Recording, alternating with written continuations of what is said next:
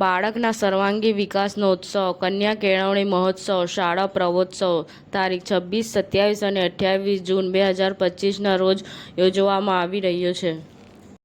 ગુજરાતની ગ્રામ પંચાયતો માટે 22 જૂનના રોજ યોજાયેલી ચૂંટણીના પરિણામોને લઈને મતગણતરીનો પ્રારંભ થઈ ગયો છે. Central board of secondary education (CBSE) બુધવારે જાહેરાત કરી હતી કે 2026થી ધોરણ 10ના વિદ્યાર્થીઓને એક જ શૈક્ષણિક વર્ષમાં 2 વાર બોર્ડ પરીક્ષા આપવાનો વિકલ્પ મળશે. અમરનાથ યાત્રા આવતા અઠવાડિયે શરૂ થશે. સુગમ યાત્રા માટે બહુસ્તરીય સુરક્ષા વ્યવસ્થા ગોઠવવામાં આવશે.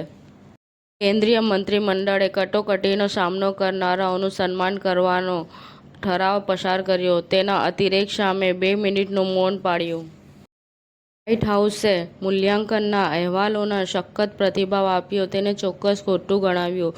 ગુપ્તચર અહેવાલમાં દાવો કરવામાં આવ્યો છે કે યુએસ હવાઈ હુમલાઓ ઈરાનના પરમાણુ સ્થળોને સંપૂર્ણપણે નષ્ટ કરવામાં નિષ્ફળ ગયા.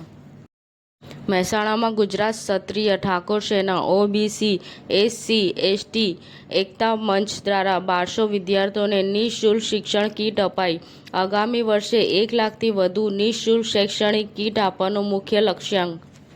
દર વર્ષે 21 જૂને દુનિયા આંતરરાષ્ટ્રીય સંગીત દિવસ ઉજવવા માટે એકત્ર આવે છે. કલાકારો સંગીત, હીલ અને તેમને પ્રેરિત કઈ રીતે કરે છે તે વિશે જાણકારી આપીને વર્લ્ડ મ્યુઝિક ડેને આવકારે છે. શુભાંશુ શુક્લા 1.4 અબજ ભારતીયોની આશાઓ લઈને આઈએસએસ માટે રવાના થયા. પીએમ મોદીએ એક્સિયોમ 4ના પ્રક્ષેપણની પ્રશંસા કરી. 3000 નવા વાહનો લઈને મેક્સિકો જતું માલવાહક જહાજ આગ લાગ્યાના અઠવાડિયા પછી પેસિફિક મહાસાગરમાં ડૂબ્યું. સમાચાર ટુડે ન્યૂઝ ચેનલની ટીમ અને જે સત્ય છે તે જ બતાવશે. આપ જોતા રહો સમાચાર ટુડે ન્યૂઝ ચેનલ. ગુજરાતની ધરતીનું ગુજરાતીઓ માટે જ, એટલે કે સમાચાર ટુડે ન્યૂઝ.